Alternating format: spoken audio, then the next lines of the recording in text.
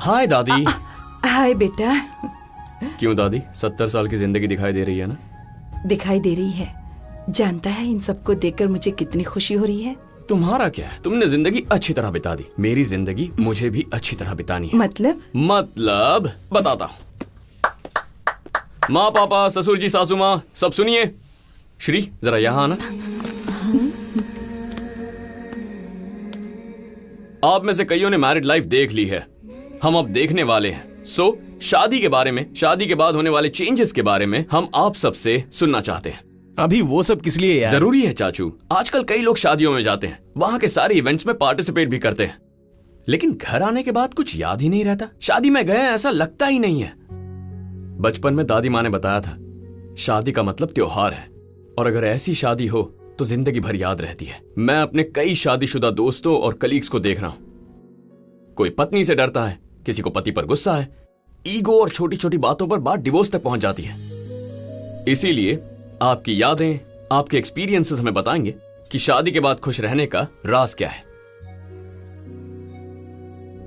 दादी माँ आप शुरू कीजिए।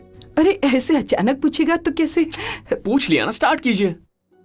तेरे दादाजी कहा करते थे, हमारे पैदा होने के बाद जिस तरह हम माँ बाप को देखा करते हैं, बच्चों के पैदा होने के बाद उसी तरह पत्नी को भी देखना चाहिए। अगर ये बात याद रखोगी तो शादी अच्छी रहेगी।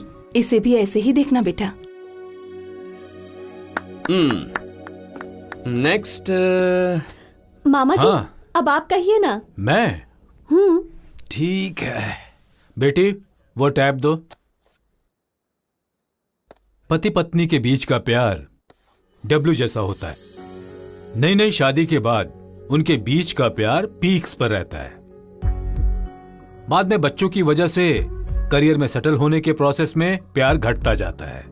दोबारा जब बच्चे बड़े होकर अपने काम करते हुए लाइफ में वो सेटल हो जाते हैं, तब उनके बीच में प्यार बढ़ता है।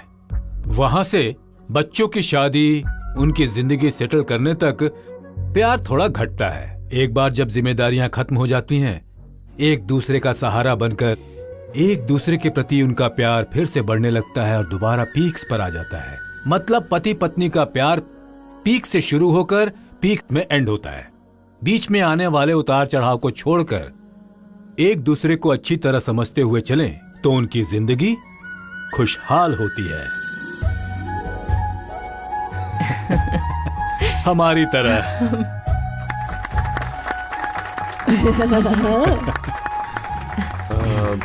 कैसा लग रहा हूँ? फूफा जी अब आपकी बारी, बताइए। पत्नी जैसा कहे करते जाओ, लाइफ अच्छी रहेगी। हमारी अर्धांगिनी जो कहती हैं वैसा ही करता हूँ, इसलिए झगड़े नहीं होते। आपकी बातें भी मैं मानती हूँ ना, इसलिए हमारे भी झगड़े नहीं होते। ससुर जी आप बताइए ना। मैं हाँ बोलिए ना। मैं बोलती हूँ। ये कहेंगी। ओके बताइए।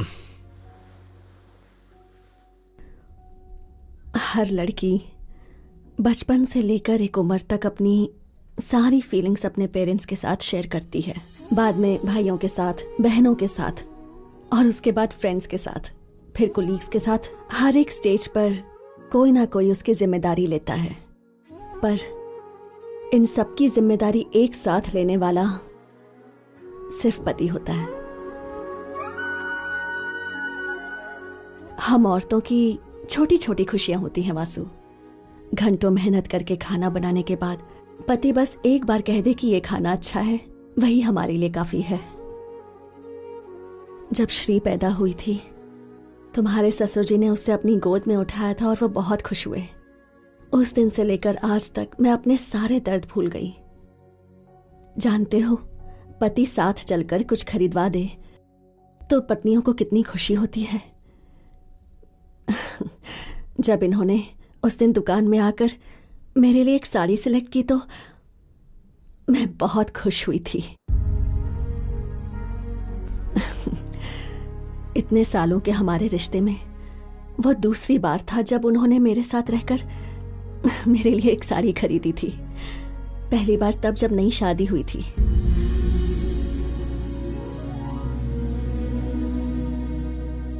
कहते हैं कि औरतें कुछ छिपा नहीं सकती, लेकिन हम बहुत कुछ छुपाती हैं, बस अपने पति के प्यार के सिवाय।